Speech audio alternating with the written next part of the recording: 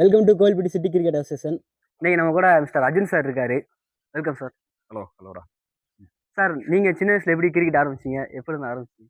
சொல்லுங்க சின்னது சார். ஆரம்பிச்சது நாங்கள் பிரதர்ஸ் ஒரு 6 பேர்.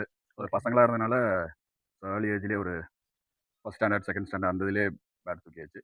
ஃபர்ஸ்டே கிரிக்கெட் பால் ஆரம்பிச்சு? கிரிக்கெட் பாலில் ஃபஸ்ட்டு கார்க் பால் டென்னிஸ் பால் அந்த இதில் ஆடணும்.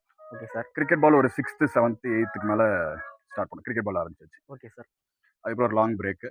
அப்புறம் காலேஜ் வந்தோடனே ஆரம்பிச்சது. அதுக்கப்புறம் திருப்பி அடுத்து 2017-18 திருப்பி விஜயான் சார் தயா எல்லாம் இன்ட்ரோ ஆனாங்க. ஸோ அதுக்கப்புறம் கிளப் லீகு ஃபஸ்ட் டிவிஷன் எல்லாம் ஆடாச்சு. Okay sir. இப்போ நீங்க சின்ன வயசுல இருந்து இங்க கோவில்பட்டியில தான் ஆடிட்டீங்களா? ஆமாம், நான் பிறந்தது எல்லாமே இங்கே தான். ஸோ எல்லாமே கம்ப்ளீட்டாக இப்போ ரீசெண்ட் டைம்ல நம்ம கோவில்பட்டியில வந்து கிரிக்கெட் டெவலப் ஆயிருக்கு சார். அதை எப்படி நீங்க நினைக்கிறீங்க? கண்டிப்பாக இது வந்து நம்மளோட ஒரு பிக் லீப்னு தான் சொல்லுவேன் நான்.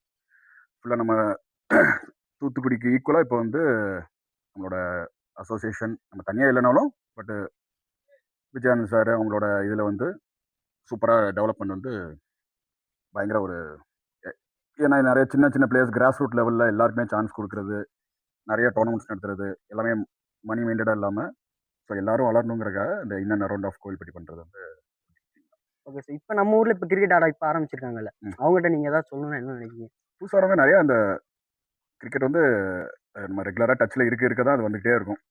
ஸோ அந்த ரெகுலராக ப்ராக்டிஸ் பண்ணுறது, நெட்ஸு, வார்ம் அப்பு எல்லாமே ரெகுலராக வராங்க. இப்போ நிறையா டெவலப் ஆகி வராங்க. விளாத்துக்குள்ள ரெகுலராக டீம் கொடுக்குறாங்க. அது வந்து ஒரு நல்ல இம்ப்ரூவ்மெண்ட்டாக தான் பார்க்குறேன். ஓகே.